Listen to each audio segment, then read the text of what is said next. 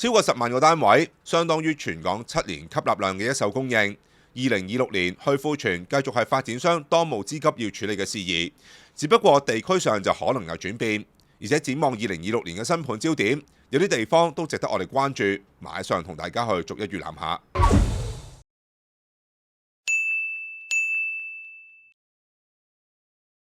比起樓市最嚴峻嘅時候，而家樓花同埋現樓貨尾已經大減超過1萬個單位，令到之前擲重貨嘅地區壓力相對舒緩咗唔少。兩個令發展商輸得頭崩腦壓嘅摩頂地區，一個喺黃竹坑站上蓋，一個喺啟德跑道區，全新盤都進入倒數階段。會德豐將喺首季推出獨資投得嘅黃竹坑站上蓋港島南岸第6期項目，由2座組成，提供610個單位。發展商準備喺今季先推463個單位，實用面積由300幾至1500幾尺，大概60%屬於2、3房戶型。而由長實以過百億元喺政府賣地場上投得嘅花與海，就會守住啟德區美門，一共分3期發展，提供1005個單位。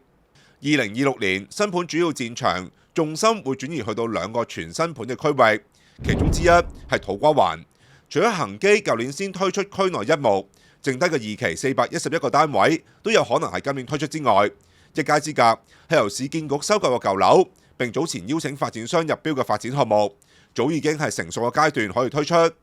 當中由長實發展嘅鴻福街、啟明街同埋榮光街項目，同埋恒基牽頭發展嘅比利街項目都屬於大盤，分別提供1000個單位同埋1150個單位。連同信置牽頭嘅榮光街及崇安街同埋嘉里鴻福街及銀漢街項目，分別有458個單位同埋665個單位，意味幾個盤有3273個單位等待消化，隨時會展開新盤大混戰。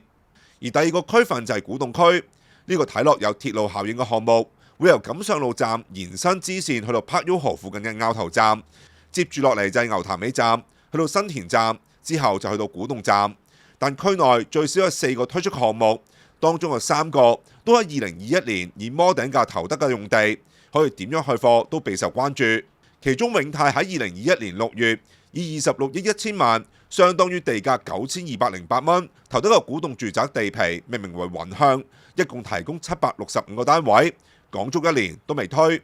而較近站口嘅2個項目，撇除恒地682個單位係屬於補地價項目之外，新地持有古洞25區用地，而會德豐持有古洞24區，分別提供700個單位同埋781個單位。市場都關注發展商會用啲咩策略去賣樓，因為2幅地嘅地價都高達7183蚊同埋8499蚊。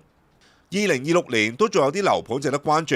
第一係大圍站上蓋柏傲莊3期，喺2021年7月，樓盤因為牆身底座混凝土強度不足，需要拆卸重建。發展商向受影響嘅買家提出賠償方案，包括俾受影響嘅買家選擇繼續等待成交或者取消交易，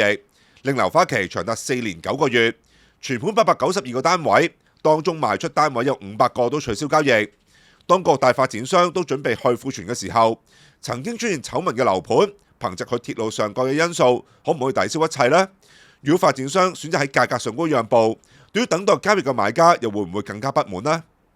？2026年火數最多嘅樓盤一定落入新地發展嘅 Sierra C， 但其實能夠提供到過1000伙嘅大盤數目都唔少，只不過並唔係每一個都可以順利推出。提供過1000伙嘅新盤有康城站最後1期，由信和同埋港鐵合作發展嘅康城站13期，同埋九龍建業喺牛池灣清水灣道35號嘅重建項目，分別有2550個單位同埋2000個單位。但除此之外，原本都仲有2個大盤可以出場。包括喺安達臣第2個由私人發展商興建嘅項目，係長實有份參與嘅首次上車盤，樓盤一共提供2900個單位，但因為地盤分判商涉嫌行賄工程監督人員，以換取寬鬆監管鋼筋嘅工程而被勒令停工。呢個項目有少少似董建華年代嘅混合式住宅，即係落成之後，政府可以抽取一棟作為居屋，剩低又作為私樓安排。當年香港仔嘅深灣軒、西九龍碧海藍天都有類近嘅設計，只不過之後跌市，發展商向政府回購咗物業，當作全部私樓去發售。而家市場都觀望，長實安達臣呢個樓盤又會有啲乜嘢嘅安排？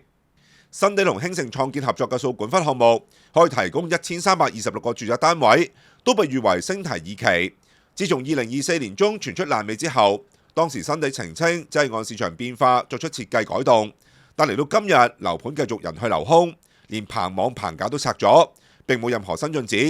佢嘅一舉一動都值得我哋繼續觀望。咁想同大家分享就係咁多啦。如果中意睇呢類樓市短評、一二手簡單攻略同埋樓市深度調查報導，就記住訂閱我哋胡說樓市 YouTube 頻道，加埋隔離個鐘仔，同埋最重要係 CLS， 下次出片咧大家就唔好錯過啦。今日先傾到呢度啦，下期片再見，拜拜。